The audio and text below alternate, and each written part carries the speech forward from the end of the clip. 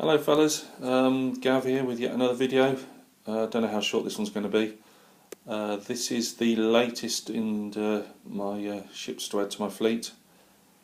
This is a third-rate 74 gun ship from the Royal Navy, and I've named her HMS Rippon after the town in Yorkshire, although she spelt with the old-fashioned way of spelling Rippon with two P's rather than one, before anybody starts pulling me up on that.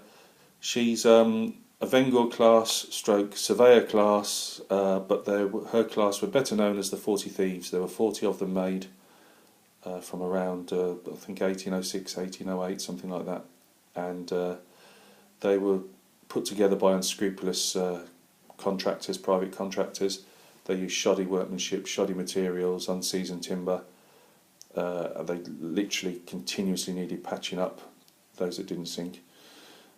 So some of them had limited, what you could say, combat exposure and got in the papers. But when they came along, like Rippon here, and she was put down in 1808 and launched in 1812.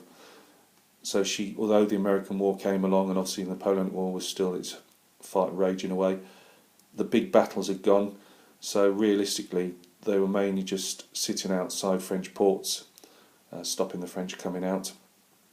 So the whole class saw very little combat and prizes. Most of the prizes taken were in conjunction with maybe frigates and sloops, because in the Royal Navy you didn't actually have to fight and capture the ship yourself. If you were in sight of the action, you've got a stake in the prize money, which seems a bit unfair. And this is the only action that Rippon here took.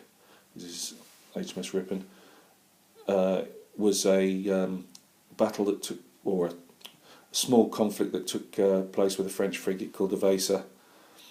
She'd captured a couple of Swedish ships, and then in a gale had lost her mainmast, and she was being chased by a couple of Royal Navy ships.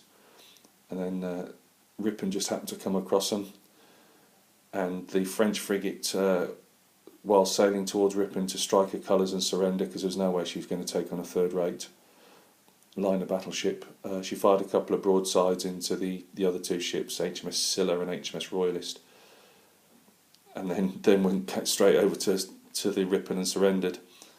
So the Rippon captain and crew got a fair bit of prize money for really just being onlookers, and that was the only action she took part in her career, which lasted to 1821.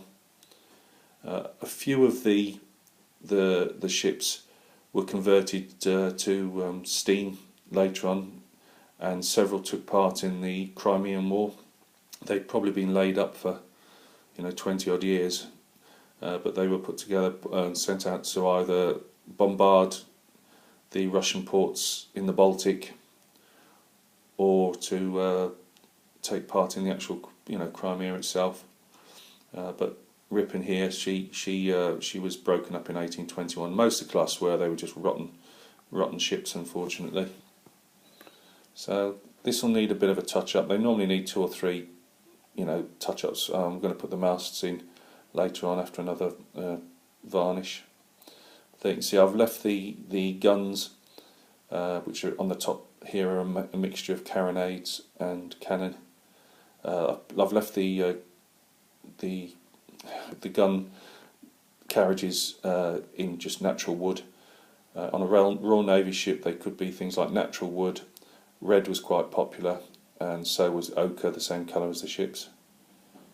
But however, I've painted a few. The last 2 Royal Navy ships have both had red guns, so I thought I'd go wood for a change. The ship's boats were cast in the mould itself, so they're not ones I've put on. Again, the ship's boats could be any colour. The captains actually paid, once they were given a certain limit of paint from the dockyards, they paid for any other extra bits. So this one, I've said he's a cheapskate and he's not put the very bright blue paint on you'll see on several of my other ships. It's just a standard. There you go, got some lights on the back. That's a stern gallery, those little bars there.